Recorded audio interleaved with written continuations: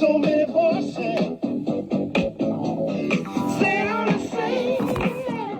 I want to welcome everyone here. Important meeting of Labor Fest. Labor Fest was started in 1994 to commemorate the San Francisco General Strike.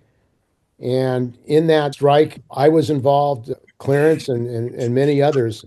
I didn't know it at the time, but the ILWU played a very important role in supporting that strike. It was a Black union local, and they supported it. And I was able to get work as a longshore worker in San Francisco during the strike. I was a library worker who was on strike.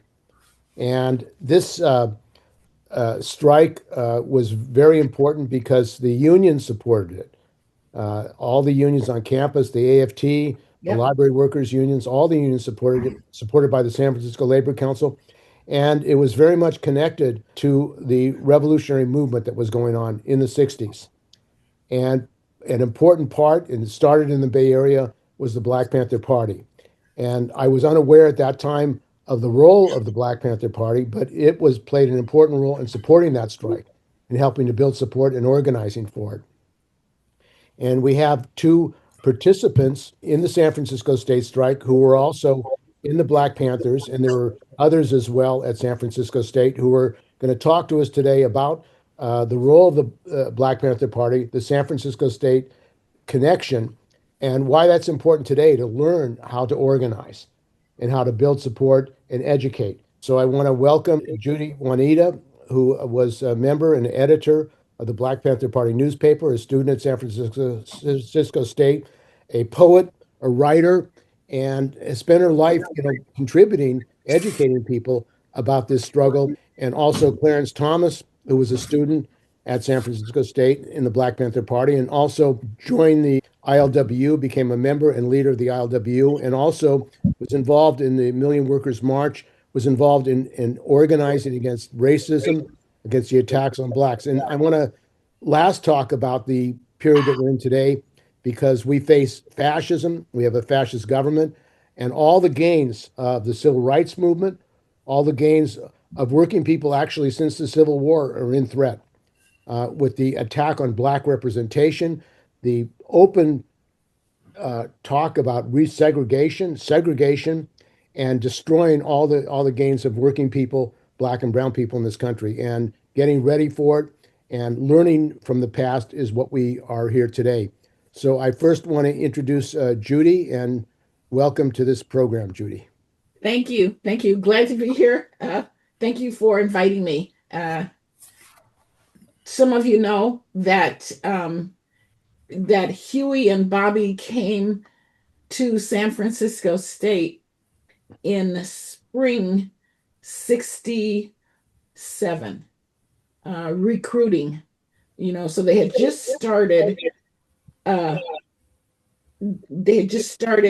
The party in October '66. So spring '67, they came to San Francisco State and they set up their posters and their tables and the little red books in a classroom, just like IBM, just like Clorox. They came the same way. My roommates and I, there were 5 of us rooming together. We all came to the meeting, and my roommates were very convinced right after the meeting and went to sign up. Well, I had the advice from my civil servant mother, never sell your country, never sell your birthright, never sell your body, in my head. So I also told my roommates, I know these guys from Oakland City College, they're not playing hopscotch. So of course I detail this in a lot of different books, including Virgin Soul. But that summer, as many summers in the mid 60s, were summers of intense urban conflagrations, which many of you know, 8, 9, 10, 12-day riots where dozens of people were killed, dozens of police officers were killed. So even though the media has found it convenient to name that summer the Summer of Love, that's a media concoction, that name, and to focus on the hippies and the rock scene in San Francisco. Those of us more concerned with what was happening in the cities, knew it as another long, hot summer. So even though my roommates joined officially that day after Hugh and Bobby came, I waited a little bit longer, but I still was doing the party thing. So I joined later, maybe a couple of months later. But each of us then, San Francisco State students, we became involved in the party. And some of the brothers called us the Sisters with Skills. So I went and joined Eldridge and Kathleen in working on the newspaper. Uh, Betty ran the office, Betty Carter. Joanne Mitchell, I'm referring to us by our maiden names. None of us were married at that time. I was Judy Hart. Um, Joanne Mitchell became officer of the day often. And Joanne Mitchell was tough. She was from Hunters Point. She could handle anybody, man or woman. Evelyn had a background in finance and accounting. Evelyn became the party treasurer, and Janice, Evelyn Proctor, and Janice Garrett, no relation to Jimmy Garrett. Janice Garrett became Bobby's scheduler. Basically, at that time, we would have called it his secretary. So that's how the first cadre of students left San Francisco State. And we came back, we enrolled, because at that time you could enroll for semesters after semesters and not take any courses, or take one, maybe in the experimental college. But that's how the first 5 students from San Francisco State became involved in the Black Panther Party. First of all, let me say how grateful I am to be on this program.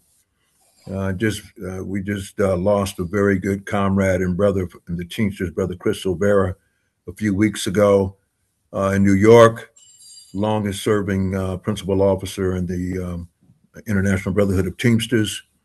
And then just a few days ago, well, actually, it's been a week now, so Brother Danny Glover, who I met and who introduced me to my first wife, who's on the Zoom today, Judy Juanita, who was then Judy Hart. He has come out and has declared that or expressed his own health issues with regards to Alzheimer's. And so, with that being said, I'm just so grateful to be here with Judy and you, Steve, and the others, because this is a very critical time. As you mentioned, the fascist government that we're now under, and the efforts by the right and Trump to erase. In other instances, it's an effort to revise, our history. So that is why this particular program is so important. For me, my involvement in the Black Panther Party was directly through my being recruited to San Francisco State, and it was actually during the spring and summer. There was a effort by the Black Student Union, which was the first Black student union in the United States of America, that was formulated at San Francisco State, of which Judy was a part of that founding. And they initiated a Black Studies program that emanated from Black Studies courses. And so my involvement in San Francisco State, coming into State College with people like Danny Glover, well-renowned actor and humanitarian, people like Landon Williams, who was a field marshal of the Black Panther Party, and others. We all came into San Francisco State under what was then the auspices of the Black Studies program. It was there that I met Judy Hart. I met Benny Stewart, who was the chairman of the Black Student Union, Jimmy Garrett, who was the outgoing Black Student Union chairman, Jerry Bernardo, and other George Mason Murray. And so I, like so many young people, during the 1960s, countless other African American men and women whose Black consciousness was raised with the call of Black Power, which we heard from Stokely Carmichael from watching television on shows like Huntley and Brinkley and Walter Cronkite. It was only three major television stations at that time. And so we witnessed the unfolding of the civil rights movement on television. My recruitment to San Francisco State put me right into the throes of what was eventually to become the vanguard of campus activism and Black revolutionary nationalism on white college campuses, which manifested itself in the San Francisco State strike. Um, the my entrance into San Francisco State was very important. It changed my life to a significant degree because it was the first time that I had ever had the opportunity to be amongst young Black intellectuals, Black intellectual young men and women who were socially conscious. It was a Black nationalist orientation. And I was given the opportunity to come to San Francisco State College. But as Benny Stewart said in his interview, which will soon be aired on Shutting It Down, he said that the group that I came in with, it was a total of 45 of us who came in the fall of 1967. He said, we brought these brothers on campus for muscle. They wanted to have men who were not only committed to getting an education, but who were committed to the struggle.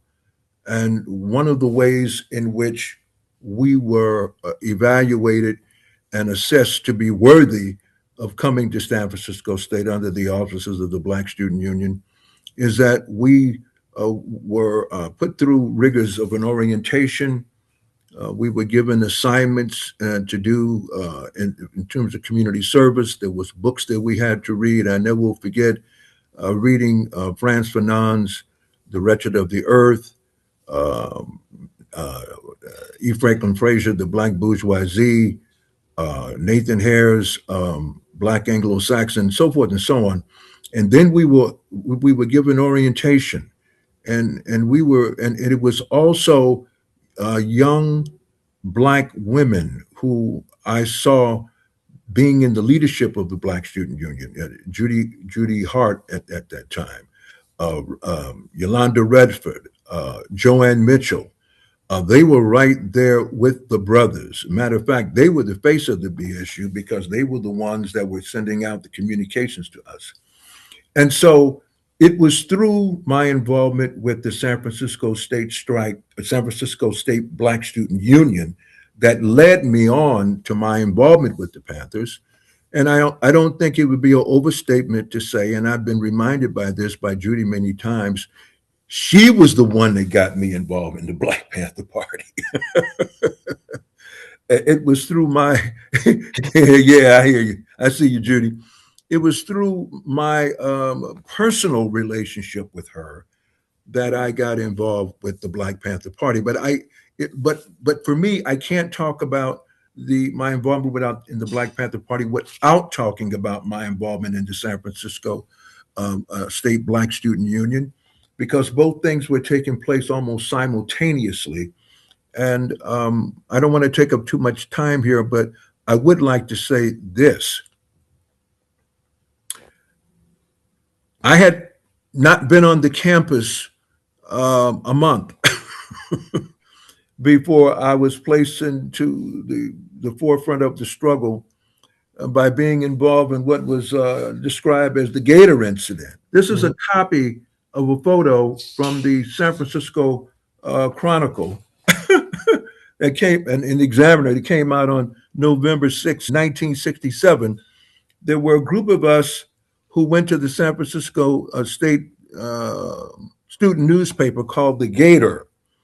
And we had a discussion which later led to fisticuffs that took place because the editor of that newspaper by the name of Jim Basco had undertaken on his own to do a hit piece to try to undermine, not try, but he wrote an editorial basically petitioning the Carnegie and the Ford Foundation from providing funds to the Black Student Union, specifically for the purpose of its Black study courses and its programs such as the Black Arts and Culture series that brought people like Leroy Jones, aka Amiri Baraka, and people like Sonia Sanchez to San Francisco State. And so I felt an obligation to be a part of the men who went up to the Gator office and who were doing these things because there was a great deal of resentment from some of the sectors of the student body regarding the assertion of power by the Black Student Union.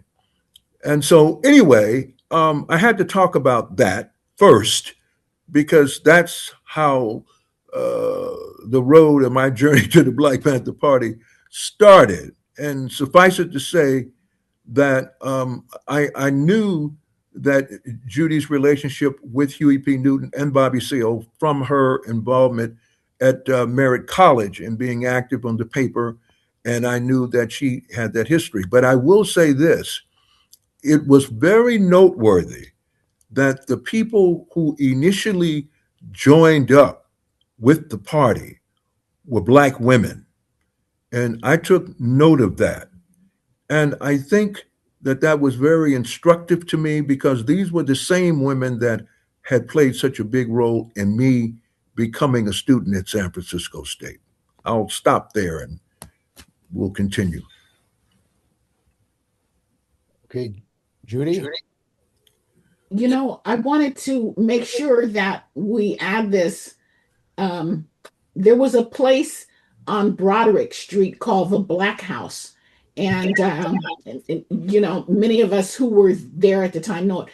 That was a fusion of the Black Panther Party. Now we can look back and see it. It was a fusion of the party and San Francisco State roots because Marvin X and Eldridge Cleaver then started this center, and it was where they lived at the time.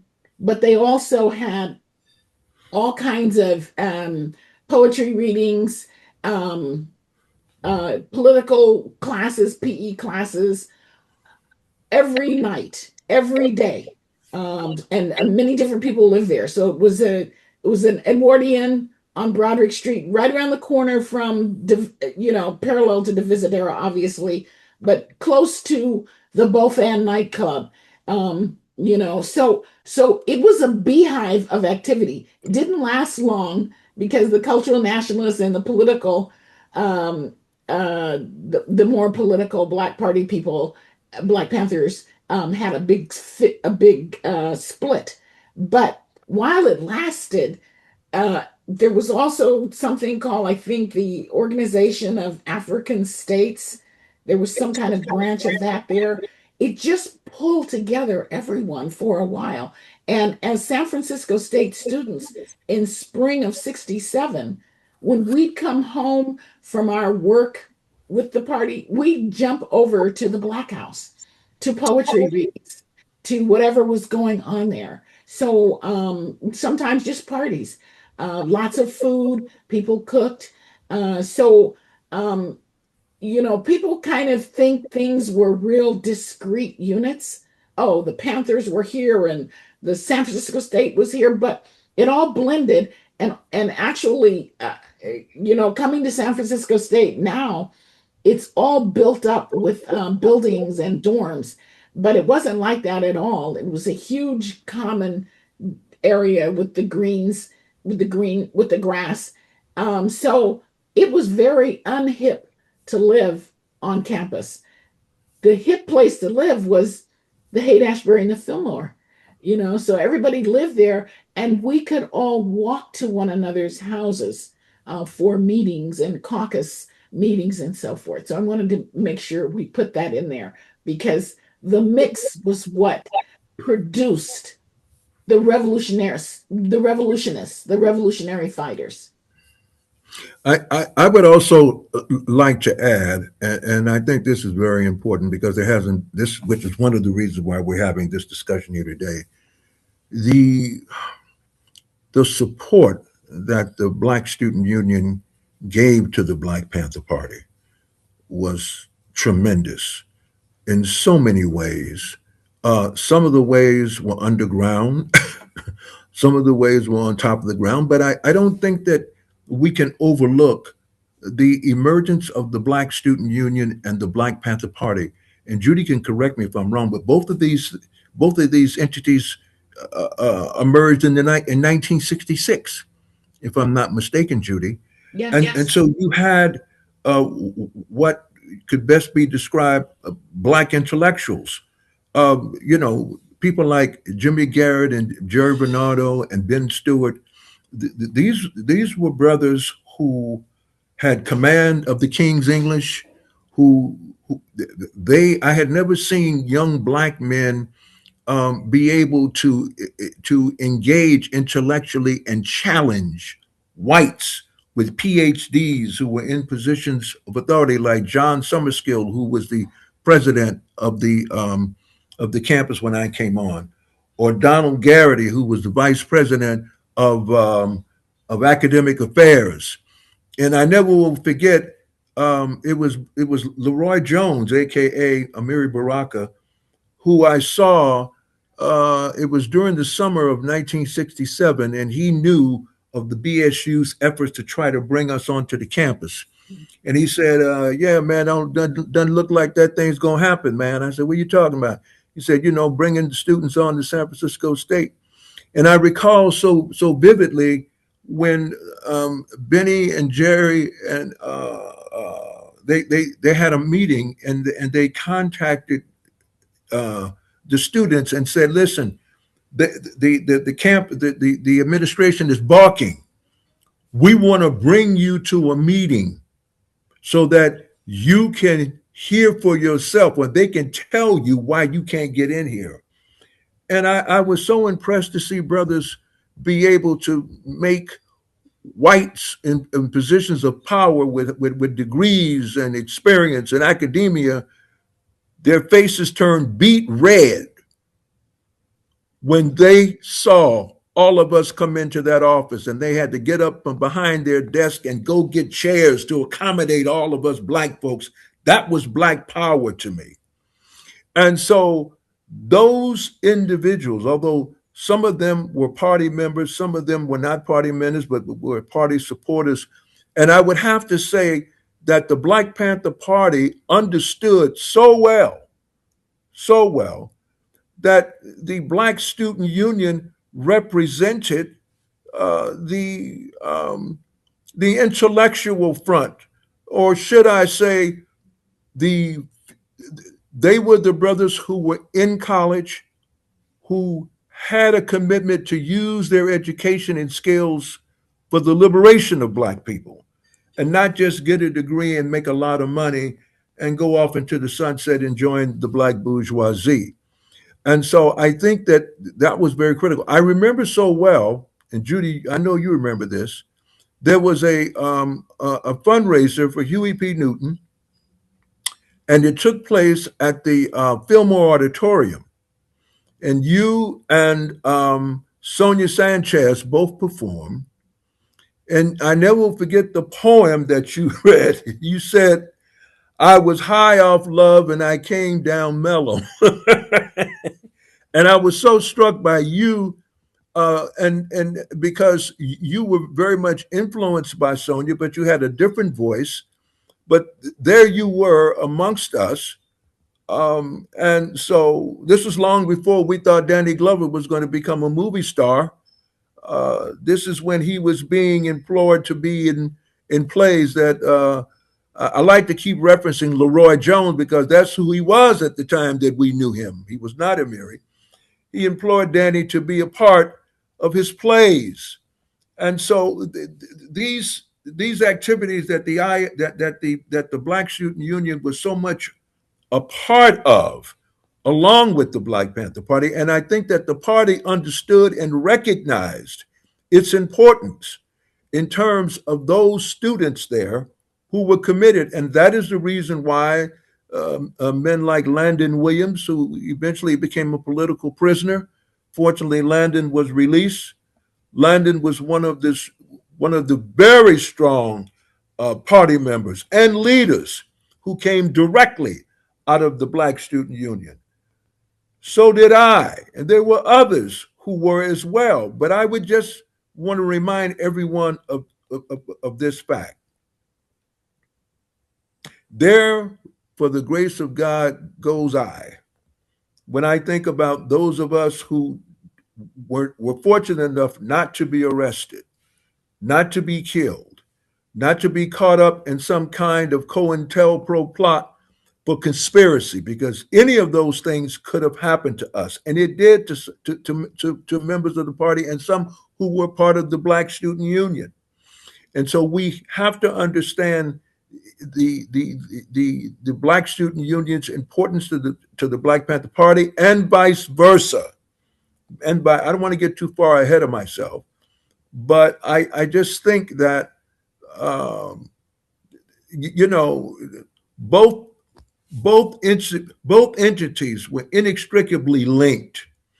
And of course, there were contradictions and struggles that went on among some of the brothers in the party who may have had some resentment to those of us who were in college and thought that we were soft and thought that we didn't have the same kind of commitment to the struggle because of the fact that we weren't lumpen proletariat.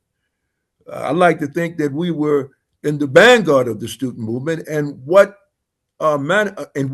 proved that was that San Francisco state strike, which lasted 4.5 months, which was calling for the establishment of Black studies, the establishment of a school of ethnic studies, calling for open enrollment. These were working class demands. These were not bourgeois demands. And they were coming at a time when the state college institutes, state college and universities were seeing a decrease in the number of Blacks attending college than what had taken place some 10 years before 1966. I'm going to cut it off right now. I don't want to take up too much more time, but I just thought that I would mention some of those dynamics that were very relevant. And of course, one of the demands of the strike, which I especially was supportive of, along with the ethnic studies, was open admissions, the right of all working class people to go to college. And this is a critical thing. And what has happened since is privatization. Students are spending fortunes, to go into debt, to go to college, ending up in debt to the banks. But at that time, we wanted the right for all working people, all kids, Black, brown, Asian, to go to school without cost. It should be free. Kids should be paid to go to school. And of course, there was a struggle about support for the BSU in the strike. In SDS, I was a member of SDS, whether to support the strike under the leadership of the BSU. And that was an important struggle because, what we were doing is saying the Blacks have a right to lead this struggle, the Black Student Union, and their demands are just. And I think that was a coming together, a very important coming together. But the whole struggle against Reagan, who made his career attacking the San Francisco state strike, attacking the students. He wanted to bring in the National Guard to crush it. And today, when we look at this fascist government, they will use the National Guard and ICE and others to attack a Black movement, a student movement, a workers' movement. And that's what's coming. And that's, I think, part of the relevance of this discussion we're having today about the San Francisco state strike, because the police were used, the tax squad, they attacked particularly Black students at San Francisco State and beating them up. So the strike started, getting support, I think, in the community was a crucial part of the San Francisco State strike. And one of the strengths of it, big strengths, was to be able to go into the Black community, the brown community, the Asian community in San Francisco and organize support, education, bring students from the community to San Francisco State so that the community struggle was directly connected to the fight at San Francisco State. One of the important components of building support for direct action on campus was the tutorial program, because we had, I think, 13 centers throughout San Francisco. So after in summer of '67, then a contingent of San Francisco State students went down to join the Freedom Bus Rides and the Freedom Riders. They went down south to help organize. One of the principals was Roger Alvarado. They came back to San Francisco State College at that time, and they organized the whole campus. The campus was just a political entity. Every day, the joke in my family was, have you talked with Judy lately? Oh no, we just have to tune into the 6 o'clock news, because there was always something going on. The eyewitness news focused their attention there, and they just sent a camera crew out every day. And from SDS and so forth to the Sexual Freedom League, having a strip down, a naked in, sit in, a be in, or whatever. It was just the most exciting place to be ever. So I wanted to second what Buzz, those of us, we know Buzz by Buzz, okay, said about, quote, the brothers. Okay, because this was it was, excuse me, it was a point of contention among some people. However, I want to call your attention to the fact that in this movement, this broad movement, people drew in their brothers and sisters, just like Buzz's twin sisters, Marilyn and Carolyn, came on campus at the same time during that period. Also, to give you an illustration, we had a Speedy Woods and a Dexter Woods. Very, very important. Dexter was tough and as street as they come. Speedy was more refined, okay? And Speedy was on campus. Speedy was a part of the Central Committee, was he not? Yes, he was. Yes. So you had this mixture at all times of those of us who were there, not denying any longer our roots, because before, the Black students, the Negro students who made up the Negro Students Association, came on a trajectory to become social workers and teachers, and parole officers, probation officers, who were distanced economically and geographically from their roots. They were expected to get these jobs with the city and county of San Francisco, with Alameda County, and then move out to the suburbs and raise their little children out there. And San Francisco State, the Black Student Union, and the Black Panther Party stopped that trajectory. It erased it. The Civil Rights Movement and the Black Power movement at large made that trajectory irrelevant. So the families always joined. Yes. And even if the families didn't join directly, they were fellow travelers. Okay. And Yes, Steve, the point that Judy made about the families, speaks to the fact of our own relationship that developed at that time, that I'll be forever grateful for, because I don't think that my life would have been what it is if I had not met her and been involved, because I come from a family of strong Black women, and my mother was that way. And I never will forget. I must have been 9 or 10 years old, and we lived right across the street from a school. And so one evening, I was, my mother used to come out on the porch, and she would call my name, and I was at the playground, and I could hear her, and people would say, "Your mother's calling you, Buzz," and I said, "I know, I'm headed home." And so this one particular evening, it was dusk, and I ran across the street, and a police officer was cruising in the neighborhood. He wanted to stop me, and my mother confronted him, and she said, "What are you doing talking to my son? He lives here," showing no fear at all. My mother was from Port Arthur, Texas, and she confronted the police officer, and I felt so protected, and I saw my mother's strength and how she was fearless. What are you doing talking to my son? He lives here.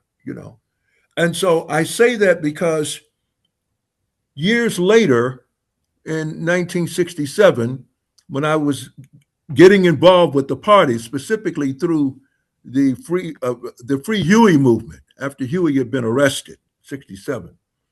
And so Bobby was interested in having a community meeting, and he wanted to know if there were any volunteers or people who could have a meeting at their home.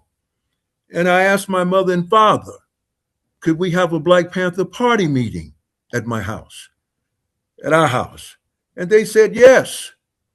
And I never will forget Bobby, who sat on just right in my mother's home, conducting a meeting.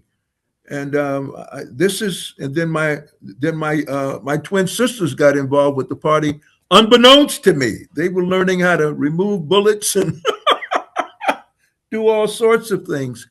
It was a family affair. Yeah. To a great degree, and I just wanted to talk about that. And so, my relationship with Judy, I was used to being around strong women, and one thing about, we haven't got to the part where we're going to talk about Judy's involvement with the paper and then her teaching Black journalism.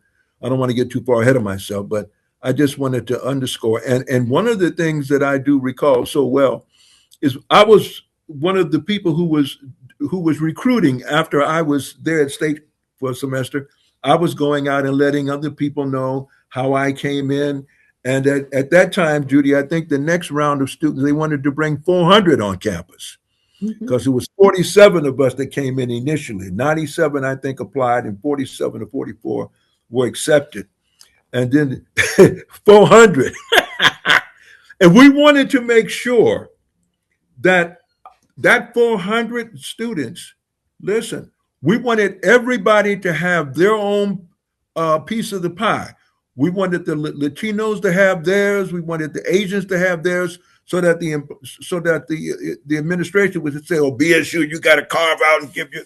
No, that was one of the reasons why we had the Third World Liberation Front, so that we could all speak to our own self-determination needs. So I just wanted to say that very quickly. So, okay, if give you a little background on that story, and this is going to be in the documentary.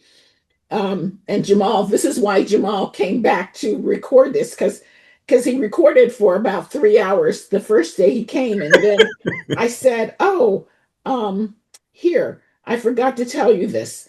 An important fact that I novelized in my book, Virgin Soul. I worked in the admissions office when I first came to San Francisco State at work study for $2 an hour.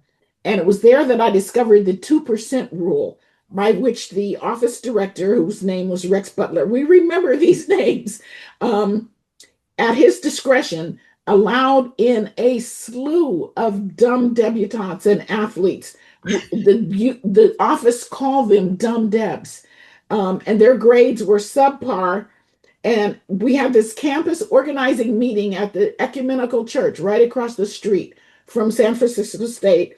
And I remember that Jimmy Garrett and George Murray were there, and I was there. And we had this idea of, this concept of open enrollment, and they were proposing 40 students. And I pointed out that the 2% rule at that time amounted to 360 students, and said our demand should be 400 and not 40.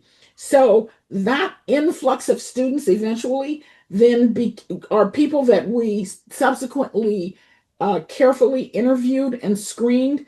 They came from the Black communities of the Western Addition, Oakland, Bayview, Hunters Point, Marin City, East Palo Alto, Richmond, Vallejo, even as far away as Bakersfield and Fresno.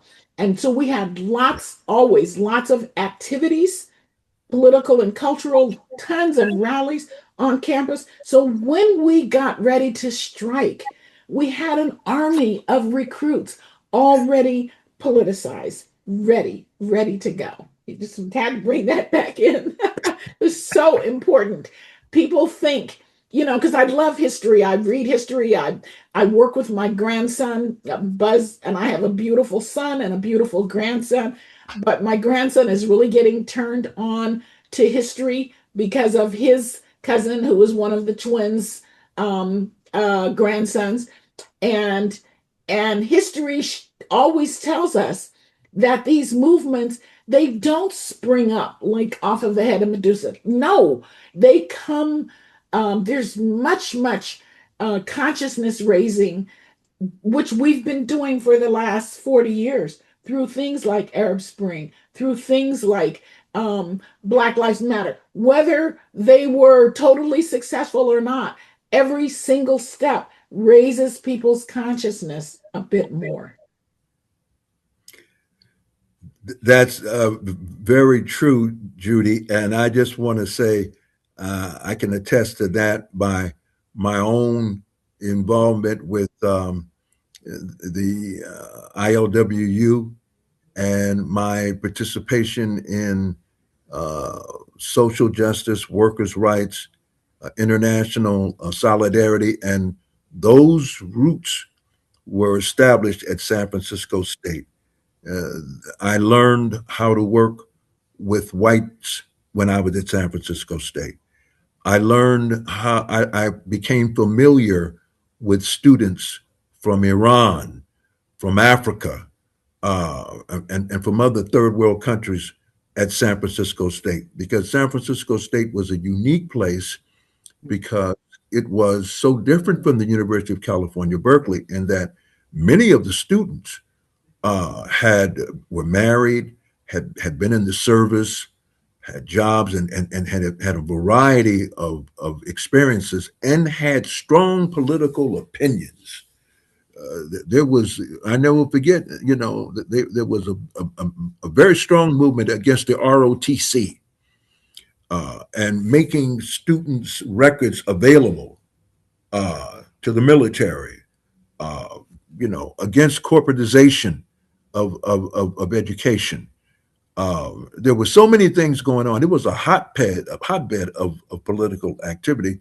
And it was not surprising at all that the Black Panther Party understood that that was a fertile ground in terms of them to be able to not only recruit, but to also lend its support and have support from that San Francisco State campus. When Judy talks about the community, we had an off-campus center at San Francisco State.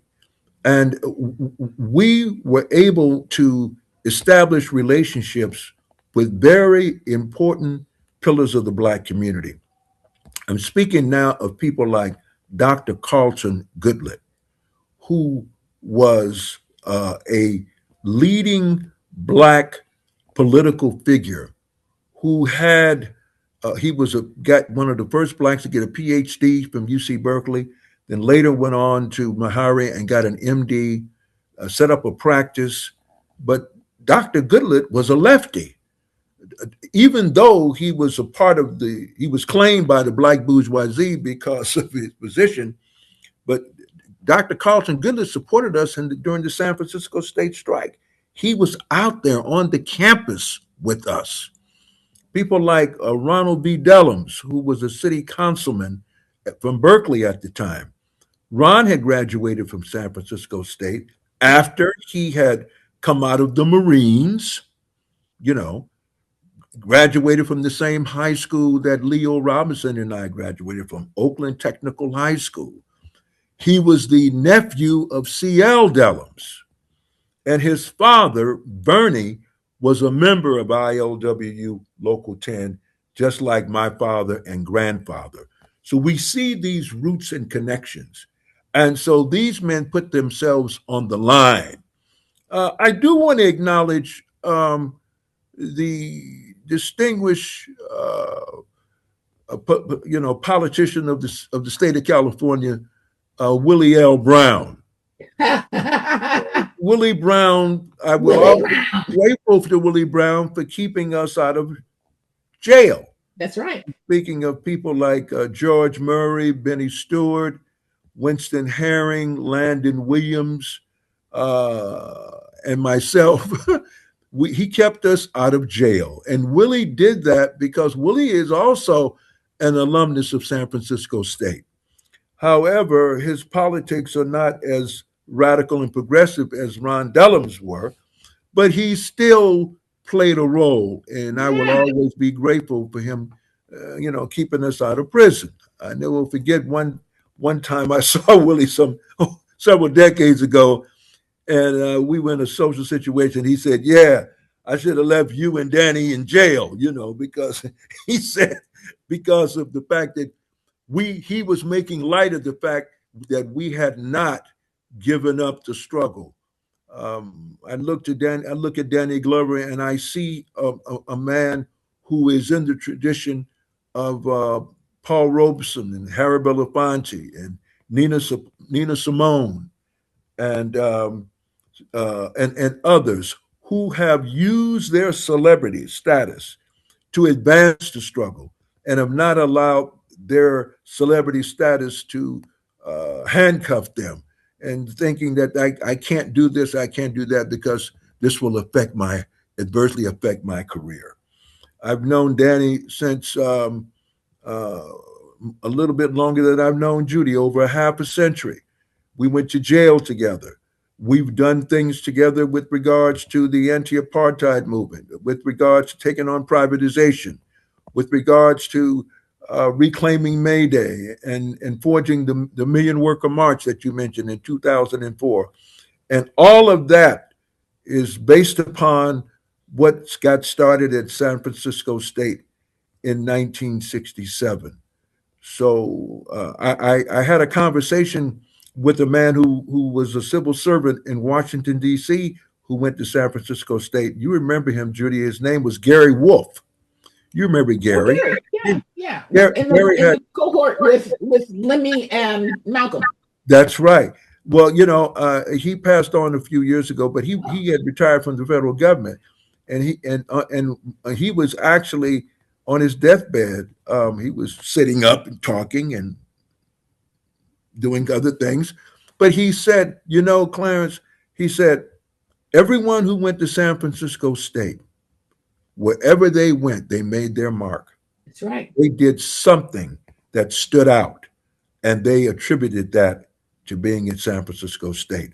You know, I went to Darlene Turner's memorial. Darlene is Bernard's cousin. Yeah, Darlene died about 2 years ago. Both Darlene and Irma. So I went to her memorial on Zoom, and several of her younger relatives were attesting to her consciousness and how all her life with them, even recently, she encouraged them to keep up the fight, to have a political attitude towards their struggles, whether it be at HBCUs or at, as the expression goes now, PWIs, predominantly white institutions.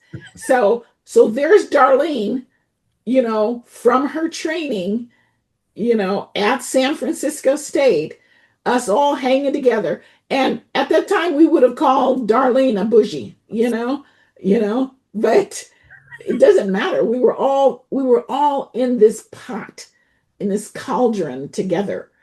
And it was a huge learning experience. And we took what we learned there and went out into society. Yeah, Steve, I want to just call attention to, you can see this paper that I'm holding up. This is the Black Panther Party newspaper from our archives. This is when the paper was 15 cents. This is a little bit before Judy became the editor, but later on, when Judy was the editor, the party changed the paper with the 25 cents, and it became the intercommunal news service. And I never will forget, and I don't know, Judy, I think you need to talk about what unfolded when Huey P. Newton gave the order for you to become the editor of the paper, because it's so dramatic. I'm going to let Judy describe that. Okay. And of course, I got to plug my book, Virgin Soul, because it's a novelized account of how I became radicalized, and this story is central to it. I had first met Huey and Bobby at Oakland City College, which they're now thinking about renaming it, Oakland City College. But I was 16 when I started there, and Huey's girlfriend's locker was next to mine. And so he'd always come asking, "Where's Margaret? Where's Margaret?" And I would like, "I don't know." And so that's how we began to know each other. I was always in journalism, so I was fancied myself a cub reporter on the tower. And the outside on what used to be Grove Street were a whole contingent of SDS, WB Du Bois Club, Young Socialist Alliance, everything that you could think of radical, and the Black students who were very intellectual but very radical, and they included Huey, Bobby, Ernie Allen, Ken Freeman, Marvin Jackman. So I convinced my editor, whose name is John Opedal, and who became the publisher of the San Francisco Chronicle like decades later. But right then, he was this pimply faced boy from Alameda. And he wanted to call them the New Negro. And I said, no, we're not. This is something different. Because he was at least familiar with C. Eric Lincoln's writing on the Nation of Islam and so forth. So I said, no, this is a new breed. There's Black militants. This is different from anything. The closest he knew was a woman named Tracy Sims, who led this. Maybe, Steve, you remember the name. She led the sit-ins at the Sheraton hotel for a while. She was from Berkeley High. So anyway, he gave me permission to write a series on these young Black militants. And out of that came really lifelong friendships with Huey and with Marvin X. So that's why when I wasn't a radical at all at City College. I was still very much under my mom and dad's thumb. Just get out of there, transfer, do not dilly-dally there. So I transferred to San Francisco State, and then it was a whole different atmosphere, and I did become radicalized there. So that's why I told my roommates, they're not playing hopscotch. I know what these guys are doing, but I joined. And so I was just assisting Huey. I was just assisting Eldridge and Kathleen on the paper. I was just their assistant. Whatever they needed me to do, I did. And it was totally fascinating and wonderful. Well, then Huey got in the shootout with Officer John Fry, I believe his name was. And then Eldridge's brainstorm created the Free Huey campaign. Okay, Eldridge was a genius. He was a mad genius, but he was a genius. And so all of the efforts went into that.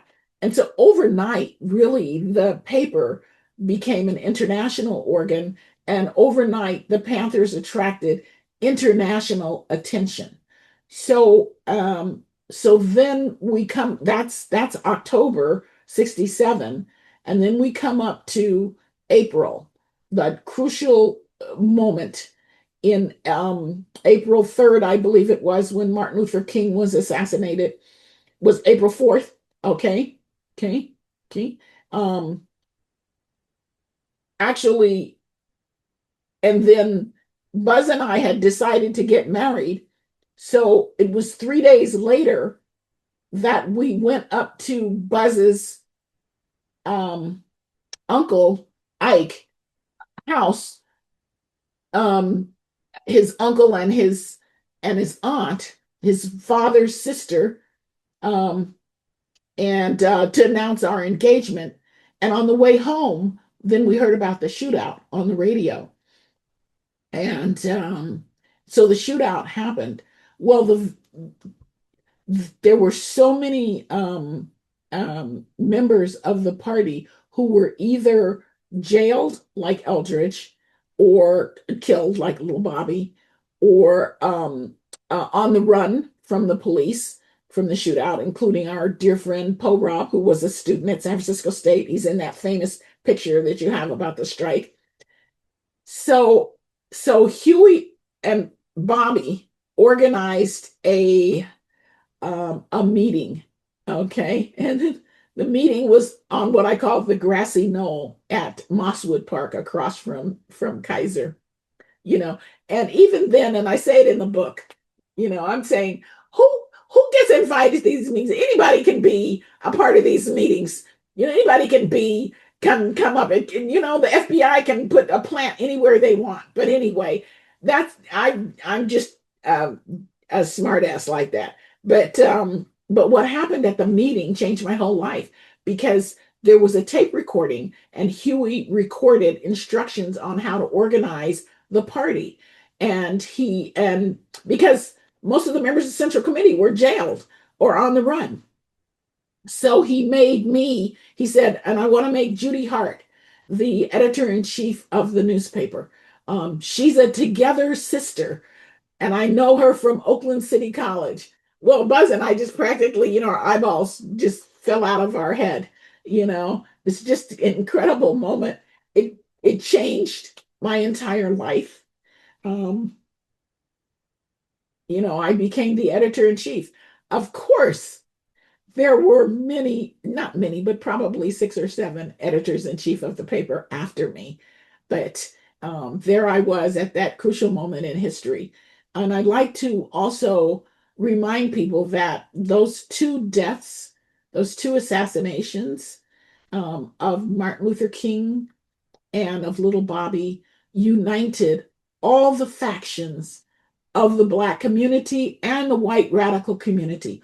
All of a sudden, the message that police oppression, that the United States government, as an oppressive, murderous force, became obvious to all the people on different what you call the spectrum. Because before you had the NAACP, the Urban League, CORE, and various other Black organizations, really pretty SCLC, pretty much advocating for Black people to get a piece of the pie, and to get fair accommodation, so forth. And then you had the radicals, SNCC, all the Black student unions, the Black Panther Party, and the Nation of Islam. The Nation of Islam, those were on the other side of the spectrum. And then you had all of the white radical groups. But those 3 days showed people what democracy, the hidden or the untalked about, side of democracy. And it would take until people saw Rodney King being beaten on the video to understand, at another level, this police oppression, is terrible and it shouldn't be occurring here. And then, of course, 2020 for George Floyd. Am I getting the name right? Floyd.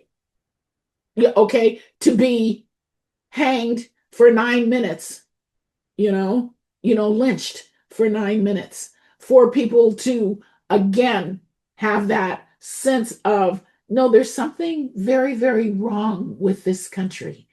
There's something wrong with it. This is not happening in other excuse me, highly industrialized, rich countries. It's not happening in Japan, not happening, in other places. So in Britain, other kinds of movements are happening, but not like this, not with the police.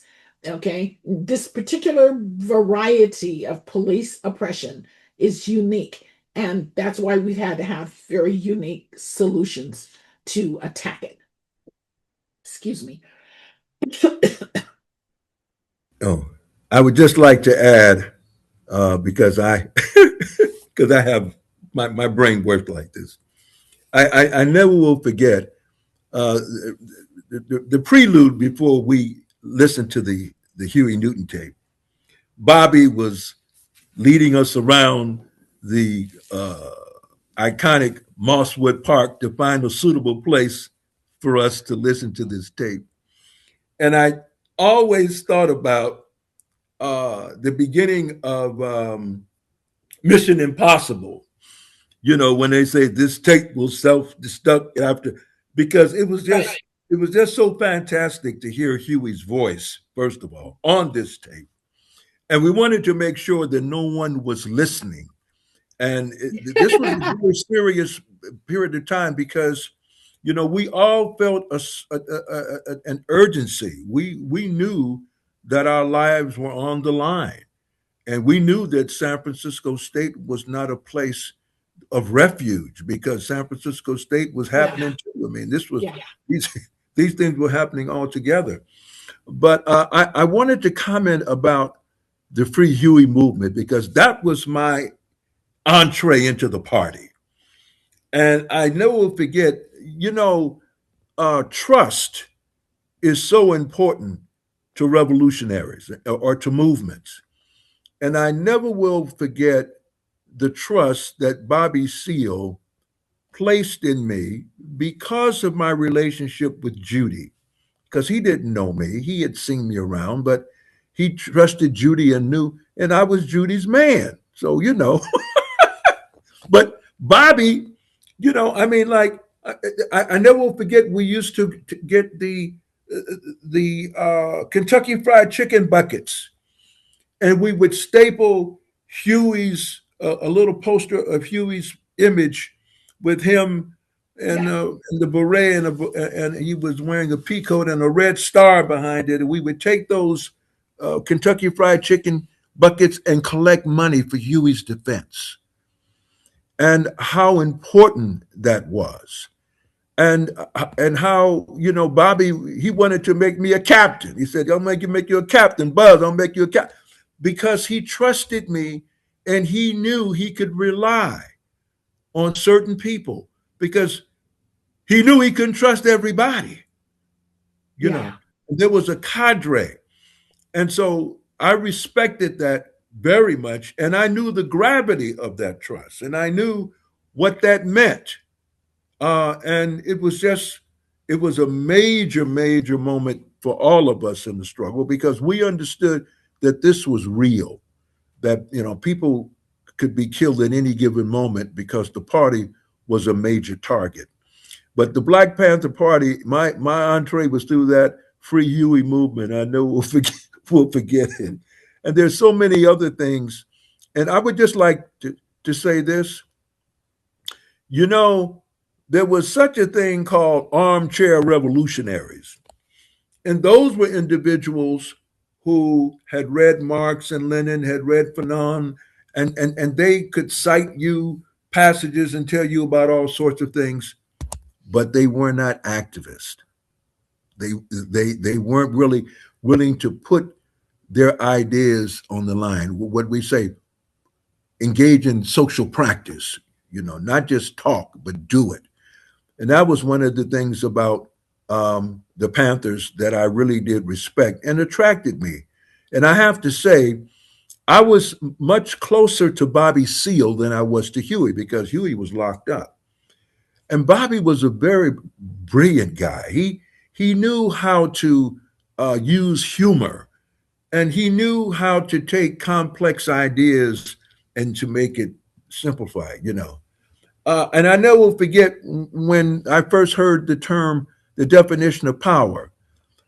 Power is the ability to define phenomena and make it and make it act in a desired manner. I mean, when I when I first heard Bobby say that, and I was trying to come to grips with what that was, and then it came to me after we launched the San Francisco State Strike, because so many of the principles that they had talked about in terms of their 10-point program and how we wanted to have an education that would teach us about ourselves and our role in this present day racist capitalist society.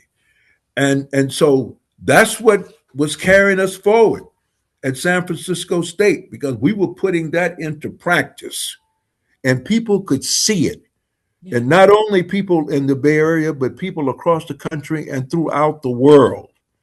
And so this is the reason why the FBI, I never forget, Judy, that particular quote that we featured in the Black Fire newspaper, where it says that the U.S. government described the strike one of the most effective confrontations in the history of the U.S. student movement. The San Francisco State College strike will no doubt serve as a precedent for future campus disruption. The strike has been unique in many ways, differing completely from the events at Columbia University in 1968 or the recent disruptions at Cornell and Harvard. The San Francisco State strike witnessed the formation of new alliances, the use of new tactics, and the mobilization of unprecedented support. The effectiveness of the strike can be attributed primarily to the leadership of the Black Students Union. We were an extension of the Black Panther Party. So, Go ahead, so, Judy. so yeah, this is this book that I don't know if you can see it clearly. Raise it up a little bit, Judy. Oh, yeah. Comrade Sisters, Women of the Black Panther Party. Erica Huggins put this together. So she asked me to write about something, and I wrote about this moment. And this moment, Bobby also wrote about it in Seize the Time, but Bobby just described you, Buzz, as a cat and with a Volkswagen. He didn't go into, but it was a night when we were on the run, and I just want to share it. It's relatively short. It's on page 67. A huge life-changing moment was, of course, the 2 to 3 day period when Martin Luther King and little Bobby Hutton, the first member of the party, were killed. Both men were assassinated. I was with my boyfriend, later husband Buzz, a member of the party. We'd gone out to eat, and we came back to my little apartment in Berkeley, and it looked like someone had broken in through the front window of the apartment. Inside were Bobby Seale, Joanne, and Joanne was Bobby Seale's one of his women. Alex and Elsa, who were the white couple from KPFA radio station. Alex was a lawyer. Elsa Knight Thompson was an important member of the KPFA community. And Janice and Evelyn. So all of us, that original cadre, except for Betty, we were there that night. And I was just very upset. Erica has edited this down, but I have it in many other places. But they explained to us that we were all on the run from the police, from the FBI. All I could see was my dirty laundry, and my underwear spilled all over the living room floor. And Bobby said, "We gotta go."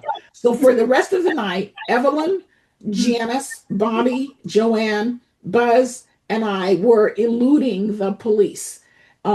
We were literally running through backyards in Oakland and Berkeley. Okay, we finally made it to a safe house, a safe apartment. And Bobby told us that Huey had said Oakland was not going to go up in flames. Oakland was not going to have a riot after these horrendous events. So the Black Panther Party really kept Oakland from becoming like Detroit, like LA, and having one of these horrendous riots with the tremendous toll on not only lives, but these riots destroyed neighborhoods for decades. So yes, we were not armchair revolutionaries. If we had in any way thought we were not that night. And Bobby, the oldest one of us, was hopping over those fences faster than any of us. It was truly it was a scary night. And actually my good friends, my besties, Janice and Evelyn and Joanne, were far more on the front lines than I was, because I was, in a sense, like I was embedded because I was a journalist. I was up in that, what street is that, Pine Street, where and the brothers from San Francisco State would guard us as we worked all night, because we worked in shifts of like 3 days at a time. That was my introduction to taking bennies. Thank goodness I didn't get hooked on any kind of drugs or anything at that time. But you took bennies to stay up to get the paper out. We had to get the paper to press. So the brothers from San Francisco State, I remember all of them coming loaded, guns loaded, to protect us as we carried out this crucial function of the Black Panther Party. So no, it worked hand in glove. We worked together. That's the atmosphere that created the bravery it took to confront the whiny administration in San Francisco State and the state power of Ronald Reagan. State power. So that's what the civil rights movement and the Black Power movement and the Black Student Union movement and the Black Power movement were. Yes, we were 17, 18, 19. We were teenagers. We were young adults. We had nothing to lose. We did not know that we were the canary in the coal mine. Now we can look back and see that that's what we were, but we didn't know that at that time, although Huey and Bobby understood it, and they were a little bit older than we were. And Huey said, we'll know we've won when Black people are assimilated. And I point that out in many places. The rappers, Beyonce, Jay-Z. Yes, we won.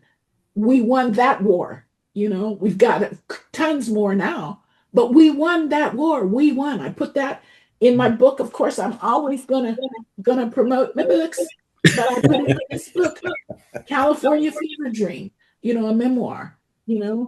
And I end the final essay is we won. We won that war.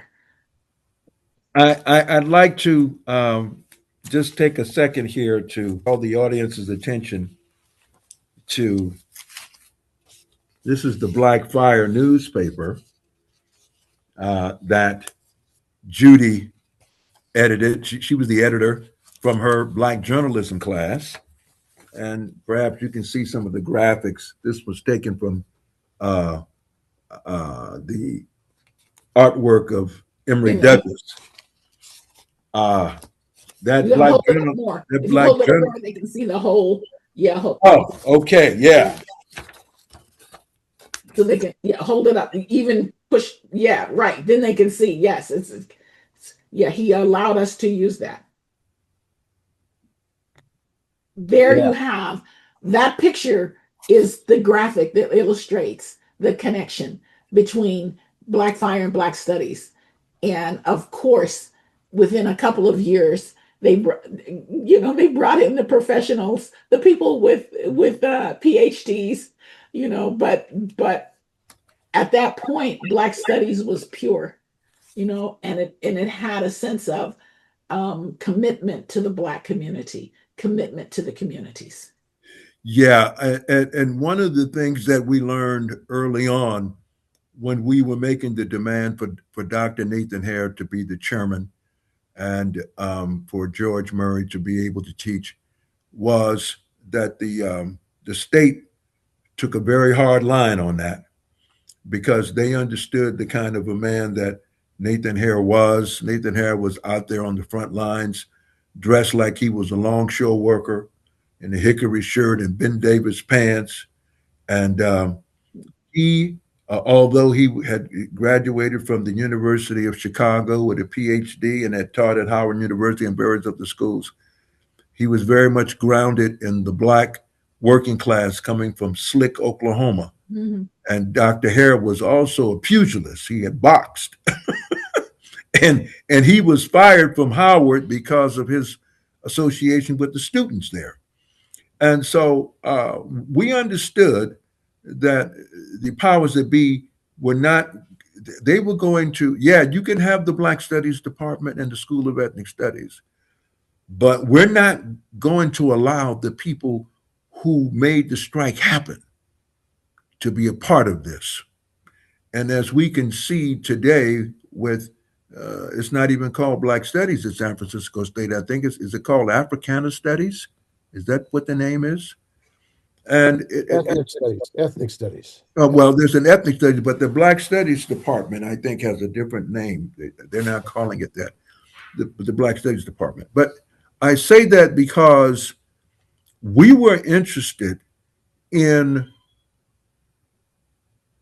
serving the community when we got out of school, using our education and our skills for the liberation and the betterment of our people, and not using it against our people or being elitist or being unresponsive to the needs and desires of the Black community. And they understood that. Now, the Black Studies objectives was, yes, we wanted people to major in Black studies, but more importantly than that, we wanted people who went into the sciences, who went into law or education or whatever, to take that same attitude, an attitude of self-determination is the best way that I could describe it. And so that was what the powers that be were very unyielding on that.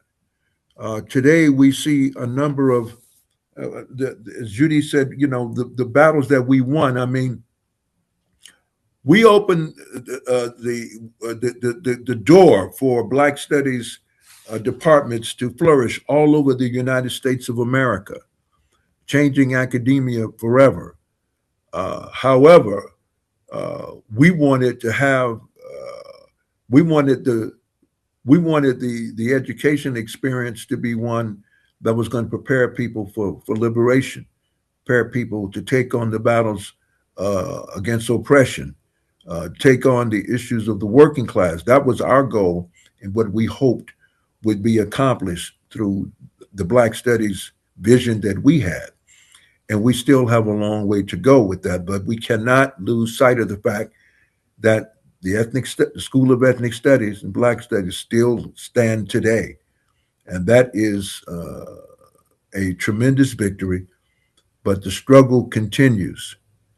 And to quote Frederick Douglass, there is no progress without struggle.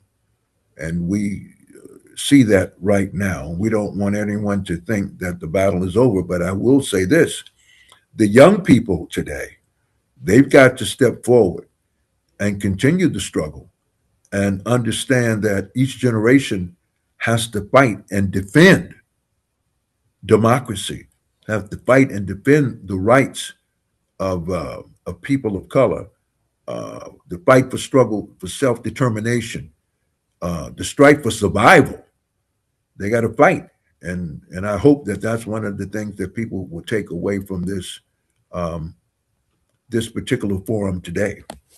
Well, one of the things that is obvious now is that our struggle to bring changes at San Francisco State in this country now faces a going back way back. I mean, the people that are running this government now want to go back to the Confederacy. They believe the Confederacy was a good place to be. They were the good old days, as they say. And I think the period that we're in now is a very radical revolutionary period because people are not going to go back. And the great uh, danger is that people are not prepared for what's coming. That is the great danger. I mean, it's interesting in this period, people do not want to accept reality. It's denialism. When these people, Trump and these fascists in the government, say they're going to do things, they do them. And people just don't want to believe it. That is amazing to me that people can't see in front of their faces what this government is planning to do, even in the next few months. They are not going to allow a democratic election. They are not going to allow a transfer of power. You have a insurrectionist vice president, an insurrectionist speaker of the House. Those are the people responsible for a transfer of power. Can we believe that they're going to transfer power to the Democrats? If the Democrats win the election? I don't believe so. So within this structure that we have, we face a major political, economic confrontation, and people are not prepared for this. That is a great danger. That is a great danger, as I see it.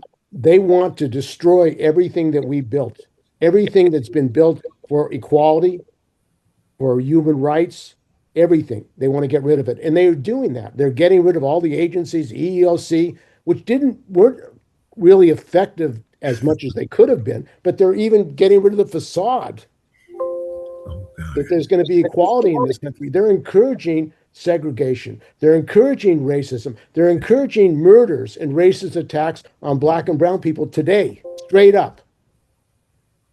Straight up.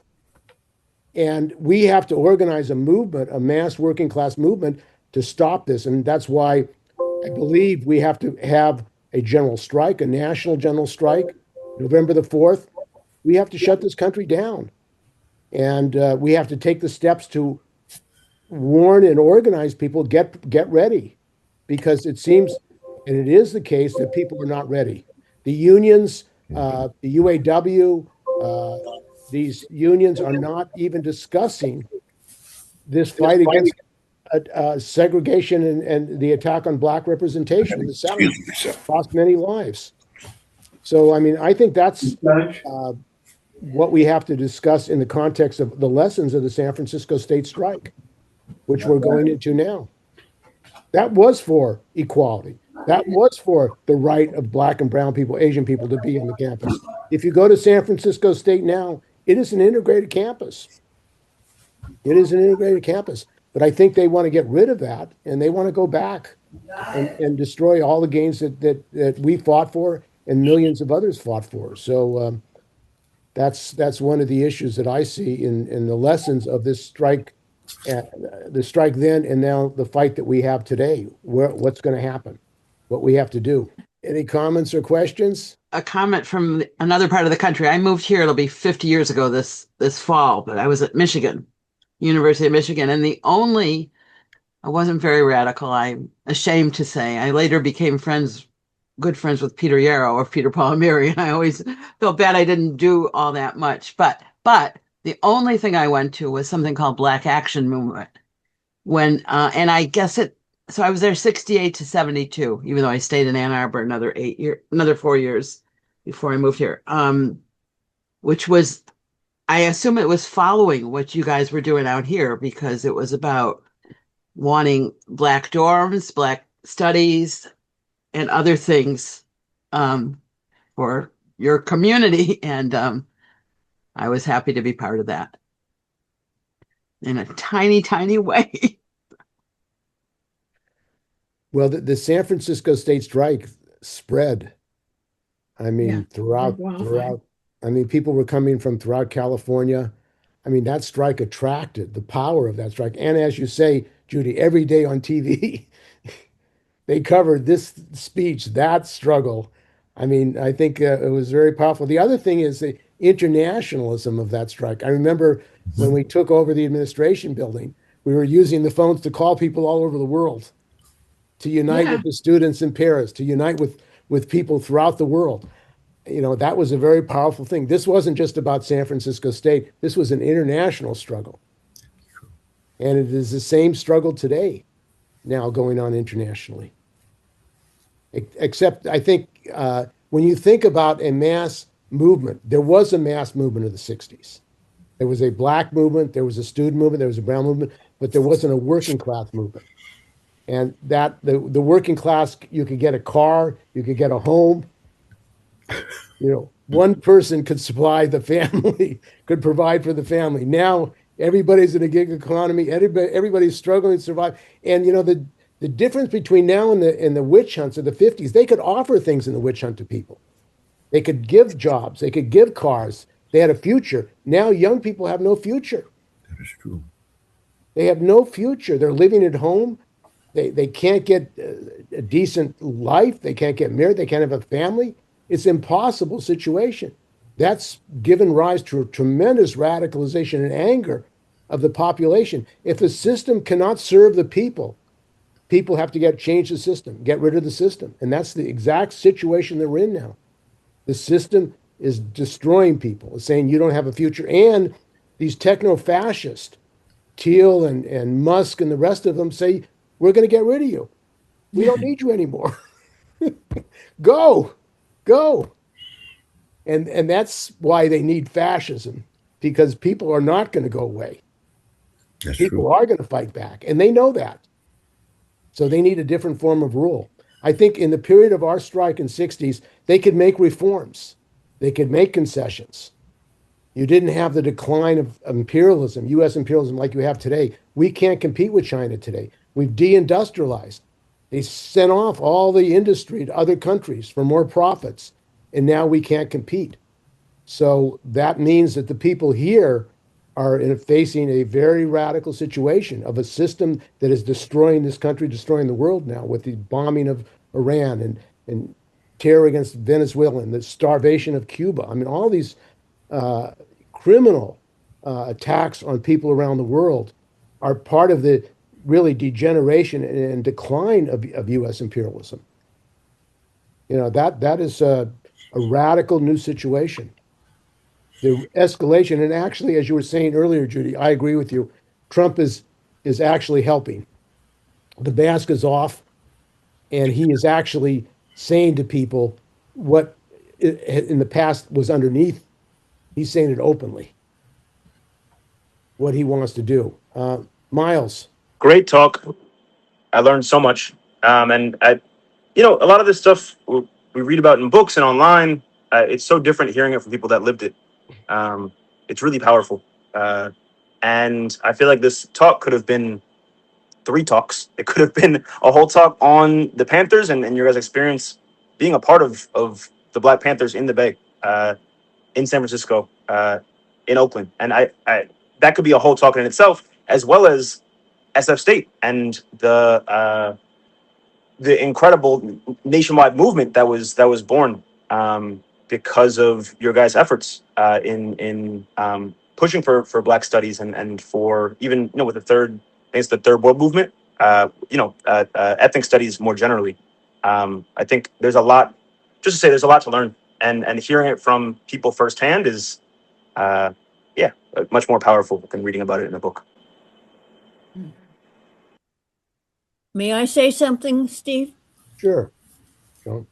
I want to piggyback on what Sherry said. I was at the University of Wisconsin-Madison from 1968 to 1970, and there was a Black students' strike there, and it obviously was copying San Francisco State, but I was from North Carolina, from Chapel Hill, North Carolina, and I'd been trained to keep quiet about my views about Black people, so I didn't participate in the strike. I was afraid, but I wanted to also say that education about the Black Panther Party is being done, I think, very well by the Black Panther Party Museum at 14th and Broadway in Oakland. And piggybacking on what Judy said, it now has an exhibit based on the book Comrade Sisters that includes what she put in it. And that exhibit is going to be on for about 6 months, but I encourage you to go as soon as possible. The other thing that the Black Panther Party Museum that is important is the museum and the Huey P. Newton Foundation, which are connected, were really that agitation to get that going was really the Black Panther Party, former Black Panther Party women, Frederica Newton, the widow of Huey Newton, and Erica Huggins, and other people. And the director of the museum is Dr. Xavier Buck. He's a young African American PhD in history and has deeply studied the party and the Black movements. And he's got a series I want to recommend to you. It's a Substack, and it's called History in 3. So if you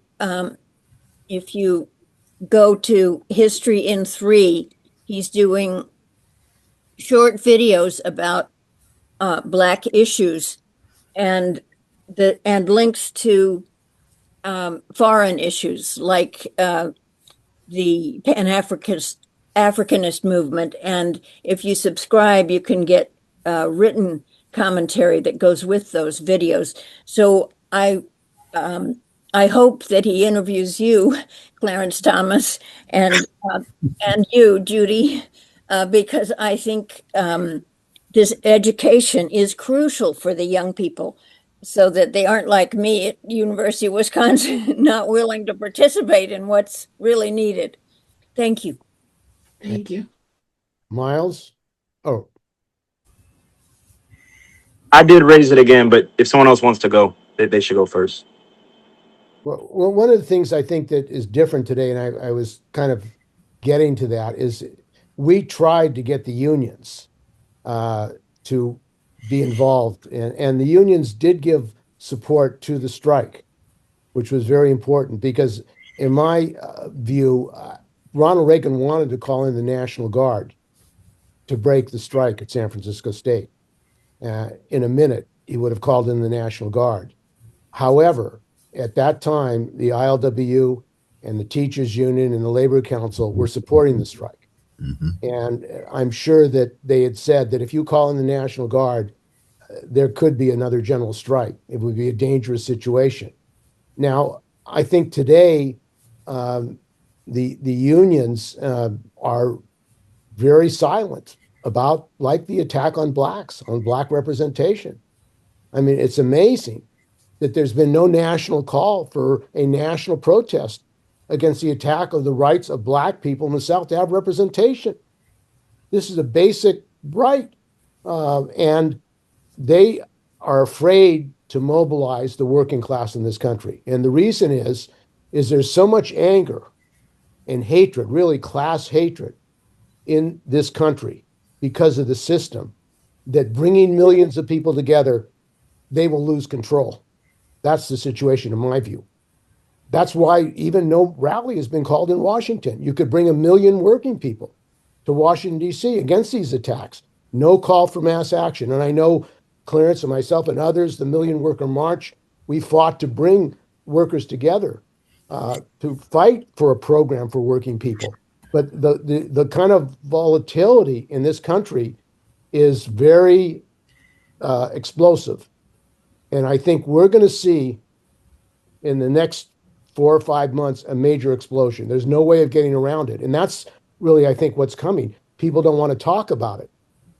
They don't want to talk about what's coming. But we are going to see a major confrontation. When Trump shuts down the election and says to people in this country, we're not going to have an election, I'm staying in Washington, D.C. I'm staying in Washington, D.C. I'm not going anyplace. I I totally agree. I totally agree. You know, my one of my friends' daughters says the problem is that Americans are comfort corrupt. You know, Hmm. we're comfortable. I went up on College Avenue on one of the No Kings days. I had to do something, and both my daughter in love and I commented on the older whites, in other words, whites my age, in other words, the gray haired ex hippies up there um, protesting for the No Kings Day. Okay. But we said they're going to go back to the comfort of their homes in the hills. You know, we still need we need diversity in these movements. We need white people to be upset. Black people are upset, but we've been upset, as they say, for 400, and we are protesting, and we're online saying all these black kids being hanged are not being hanged. Black people don't commit suicide through hanging. You know, Mm-hmm. we're actively keeping the dialogue going, but as long as white people feel like they can protest one day and then go back to buying online and going to Trader Joe's and having these comfortable existences, and their children are safe. Their children can keep going up to Tahoe and to to Mendocino, wherever. As long as white people still feel safe and comfortable, you don't have that cauldron. So that's why I say I'm happy. I pay attention to every little thing that Trump and JD Vance do. I pay attention because he because people have to be triggered, to for there to be a 1789 French Revolution, for there to be a civil war, for there to be a World War II, with the Pearl Harbor. People have to be triggered. That's a very good point, Judy. And And I told my son over and over, I said, COVID was fake. COVID wasn't a real catastrophe. Did we suffer? Did we have a blackout or a brownout during COVID? Just a few years before COVID, we had a huge blackout from Canada to Mexico. That's There right. was no such thing during COVID, and we didn't suffer a loss of food. Americans are comfort corrupt. You get those Teamsters involved and you get those truckers to stop delivering food, stop delivering the essentials of daily life, then people are going to get nasty. People are going to get nasty when things get nasty. But as long as people are comfortable, I don't give a darn. I don't give a darn. You know, watch TV. They can watch it. TV is a TV is huge escapism. You know, COVID didn't shut that off. It encouraged it. We looked at more TV and snuggled in tighter into our beds. No. worked harder from home. Yes. So hard we didn't want to come back to the office.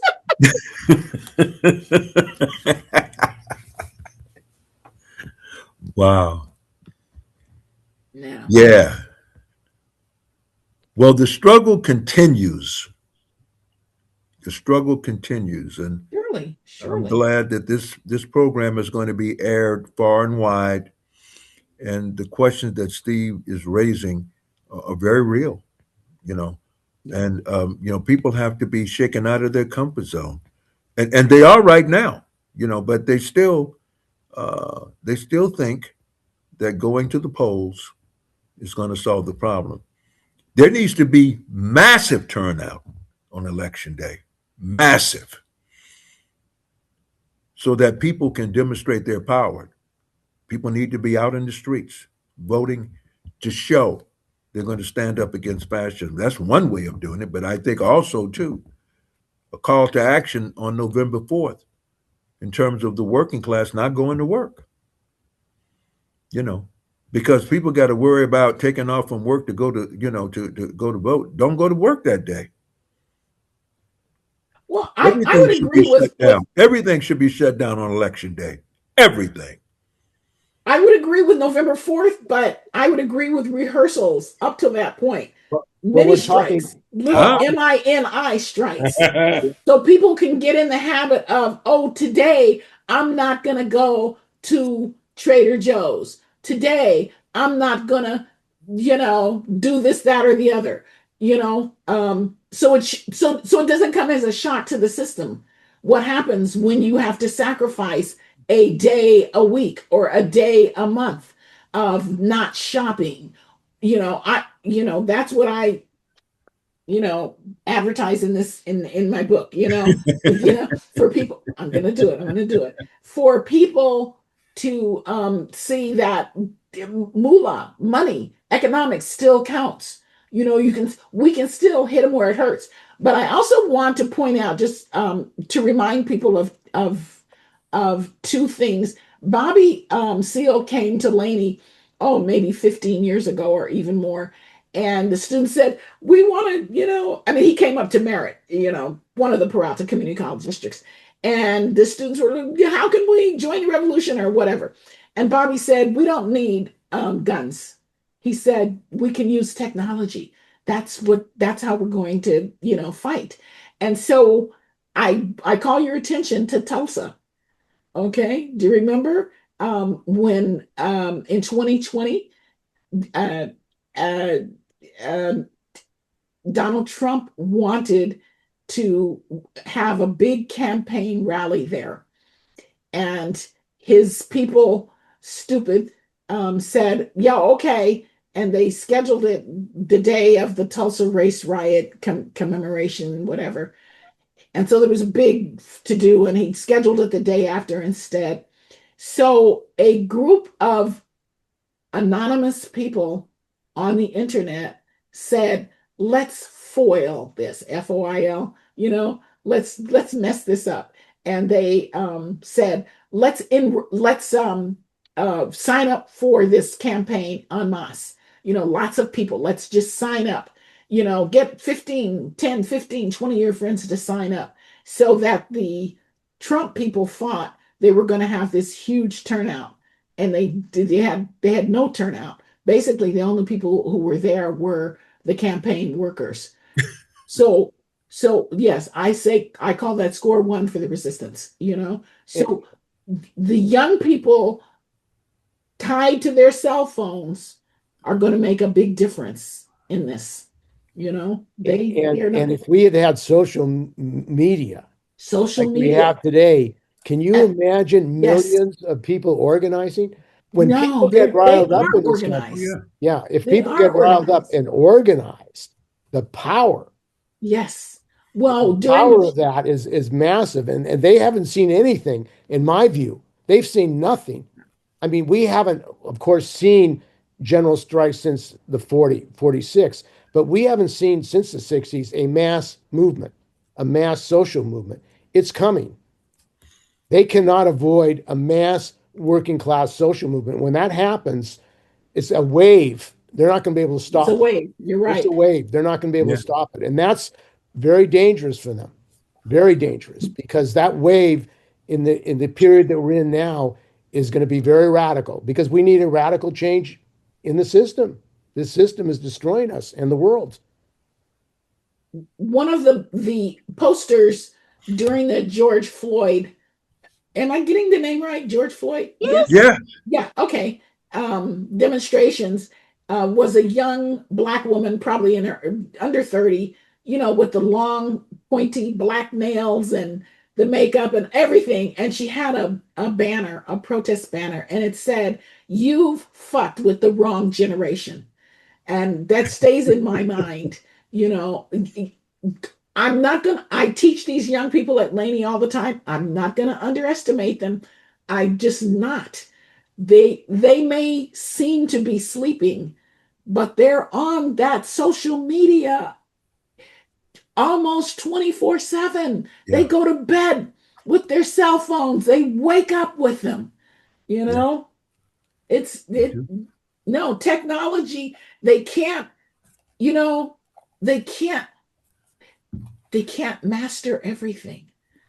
Technology is I think it's going to be the secret weapon, and we found it over and over again. Remember Tiananmen Square when the young people sent out the images of the tanks running over the students in Red Square or whatever that square is called, Tiananmen Square, whatever. Yeah. But they sent it out through fax machines, through fax machines. I don't know, I can't remember the exact quote from Huey, but the spirit of the people is greater than the man's technology, That's something. right. That's right. That is true, Joan. Um, I'd like to echo what you're saying. I think there are two things that come to mind, and I just wanted your opinions about them. The other thing that social media can do is extreme surveillance. And I know other places it's been pointed out that if lots of people do something instead of just individual people, it's harder to track us down. But social media has this, and the way it's being policed, it's being used by the police and the government is tracking down absolutely everything we do and picking off the leaders as fast as they can find them. So that's a concern, and I'd like your comments. And there was one other thing I wanted to point out, and that is I've spent a fair amount of time uh, studying about Africa, and I believe that the what's happening in Ethiopia in particular is um, it's an experiment that I think the State Department and the um, administration is looking at, because they're doing what Trump has been doing, his administration has been doing, but they're taking it one step further. I think if we look at what they're doing right now, we'll see what Steve is talking about what's going to happen next here. And I won't go into details, but there's a website called addisstandard.com. That's ADDISSTANDARD.com, which is in English, and they write about what's happening in Ethiopia. So I think the Trump administration is mimicking what the African dictatorships have been doing for a long, long time. And he's so racist, I can't believe that he's actually looking at them as examples. But the kinds of things he's doing makes it look like he's using them as examples. But let me get back to what I asked. What about surveillance on social media?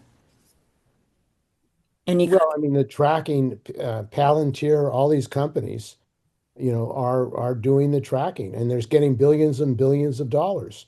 I mean, they want to increase the military budget $500 billion, more funding for the military. And all over the world, what they're saying is the only way you're going to have a future in jobs is to do military jobs. In Germany, that's what they're telling the working class.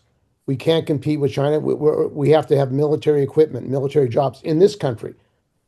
The jobs are with the military. That's what capitalism is saying to people. So, as far as Africa, Africa is and the poorer countries, Latin America, they're facing a nightmare. I just did an interview today with a brother in Johannesburg. There's a wave of attacks on migrants in South Africa. There are gangs going door to door, attacking migrants, pulling them out of their houses, pregnant women, children. Hundreds are being killed, and the government is allowing this, and the employers are using it. They're firing immigrant workers, not paying them, who've worked for companies for 20 years. There's a very dangerous situation going on where the blame is being put, like in the United States, on immigrants, on migrants, instead of the system, the capitalist system. that is really destroying the country, and that's a great danger. That's why the question of a workers' party, of unity of the working class, is very important politically, to fight racism, to fight xenophobia, to fight all the attacks that working people face. But so there's a great political vacuum, not just in this country, globally. Miles, and then Sherry. Yeah, I had a question. Well, first I wanted to say, once again, the talk's been great, talking about race, class, and as two of the most important social issues in our country, probably the two most important. But the third, which is incredibly important as well, is gender. And I was curious, Judy, before it was discussed about the book on women in the Black Panther Party, and I skimmed that book. I didn't really dig into it, but I was curious on sort of your thoughts on actually misogyny within the party, because it's such a big issue in organizing in general today. And knowing men, being a man, I know it existed. So I'm curious how that looked, because it's the darker side of the party that people don't always want to discuss. So I write a column on Substack, and so I've been talking about those issues. Um, One of the things that I said in a recent interview that I did as a California poet, I said we were de facto feminists. Okay. And one of my books is titled De Facto Feminism, Essay Straight Out of Oakland. So the five of us who came from San Francisco State, we were all gutsy. And so we got called difficult often. Okay. Okay. And so what?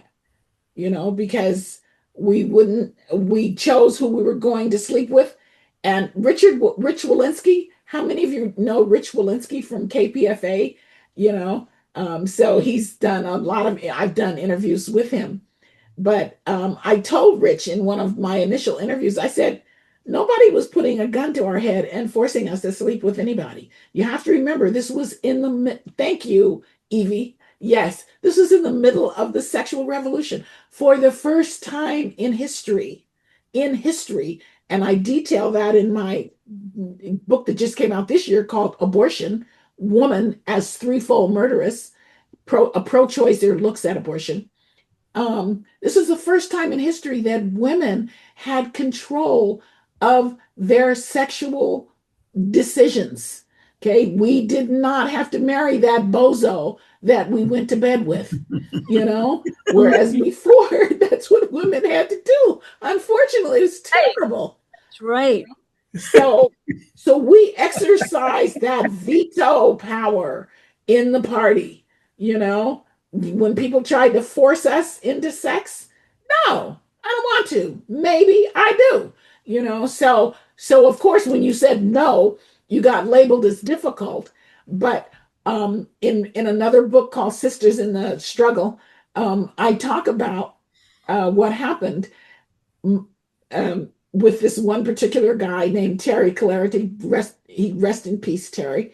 But Terry had some kind of a thing for me, and he was he was on the run. So he was at our flat on Potomac Street. It's now historic. It's 47 Potomac, right there at the little small park where the in streetcar comes out. Anyway, going towards San Francisco downtown. And Terry just was bugging me to death to sleep with him, and I didn't want to. So Joanne, who was our Joanne Mitchell Stringer, Joanne Mitchell, tough as nails, Joanne stepped in and said, basically, motherfucker, I'll kick your ass if you bother her anymore.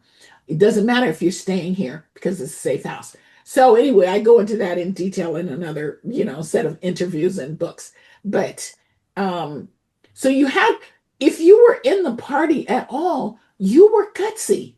You were gutsy. You were going against the grain, whether you were a man or a woman, to stand on a street with a black leather jacket and a beret said, I'm standing with freedom fighters all over the world. So the party attracted people who were gutsy. If you weren't gutsy, you weren't going to be there. You weren't going to be there because there were protests, there were rallies, there was FBI surveillance all the time. So, yes, as a woman, you had to stand up for yourself. And Buzz, I know he's cracking up at the memory, but, and it's in my book. I novelized it and I talk about it often. Bless her soul, Kathleen. Kathleen's now in a form of dementia, but we had put the paper to bed. Emery Matalaba, who's now known as Tarika Lewis, and I put the paper to bed. And Kathleen came in and said, basically you have to change everything because Eldridge is running for president of the United States, and you have to change everything. Like I said, we had 3-day sessions, where we were on bennies, we were putting, so putting the paper to bed was a huge thing. We had to get it to the printer. And I told her no, and she pitched a shit fit. Okay. I think Buzz, were you there? Yes, I was. Yeah. She pitched a shit fit, which only Kathleen can do. And she said, I'm going to the Central Committee. I'm going over your head. Boom, boom, boom, boom, boom. Well, I knew that was a joke because the Central Committee was all over the place. They were in jail. There's no way that she could stop this, So, so yes, there were problems because the sexual revolution had started. The women's revolution hadn't taken hold completely, but we were Black women. Black women are what I call de facto feminists. We've been raising the kids by ourselves, doing without men for long stretches of time when our men were jailed, our men were killed. We've had to be a part of the working force since we came as enslaved Africans. So being liberated and telling Terry Clarity, no, motherfucker, get out of my face, being liberated and telling a Panther brother who just was going to, just take you. No, wasn't happening. Whole scale. If it was, then you complain to somebody about it. And it's so funny that Joanne, I was talking with Joanne about this, I don't know, 10 or 15 years ago. And I said, did you, because did you hear about any of this? And she said, no, girl, I was out of it. Because we heard about some woman being put in a closet, and locked in a closet or something. And she said, no, I was out of it by then. Nobody's going to lock me in a closet. But so, yes, there were problems. Yes, you had to be feisty. And as my ex-husband knows, when we broke up, he said, one thing about you, you're the same person that you were back then. In other words, I hadn't changed. I was always Scotty Hart to daughter. My dad was a Tuskegee Airman, and he protested before they were sent to Italy. He and his mates went down to downtown Tuskegee and protested the segregation at theaters. In other words, they weren't going to go over to Italy and fight for the rights of the United States and then not do anything about racial segregation right there in their town, Tuskegee, Alabama. So I'm my father's daughter. And when I got in, yes, I call myself now Mrs. Big Mouth, and I had that same reputation then. It was basically you're a smart ass, you talk back, so forth. But that's how we handled it. I just like to add that that moment when Kathleen confronted you and she said, "You're making a grave political error." I never will forget that moment. But the other thing I wanted to say is that I remember quite well there was a letter that was written by one of the Black studies instructors. Her name was Wilmette Brown. And Wilmette was a Marxist-Leninist and a feminist, and she was a lesbian. And she had an issue with Chairman Bobby Seale in terms of making sexual overtures. And she put out a letter a public letter stating that she had this issue and that she was leaving the party. And it was very, unemotional and very principled. And I have a copy of that letter. And I think that that speaks to what the comrade was asking. I think it was Miles asking the question about the issue of misogyny. And before I leave, I would just like to mention a couple of my books that I've written since I've retired. One is called The Year of Good Trouble, 1934, which is done with myself and brother Chris Silvera, published by my wife and I on Declare Publishing. You can go and get this book on millionworkermarch.com. And the other book is Cleophas Williams, My Life Story, International Longshoremen Warehouse Union, Local 10.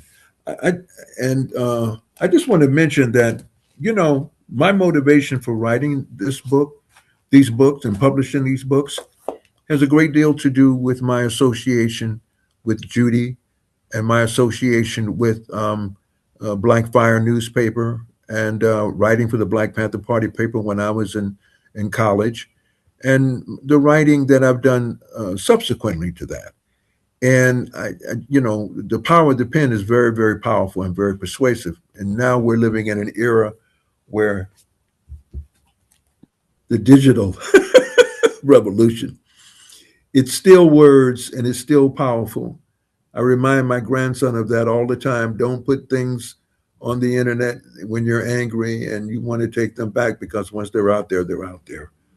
But I just wanted to acknowledge everybody who was on the panel today. This was a very dynamic and I think wonderful discussion. I wish we had more time. Perhaps we can do something else in the future. But I just wanted to acknowledge everyone. And it's good to see you, Judy. You look great. You look great. Okay, thank you all. All right. We'll continue the struggle. Solidarity, brothers and That's right. Solidarity. Peace and Thank you, solidarity. everyone. All power to the people. Thank you for your long attention.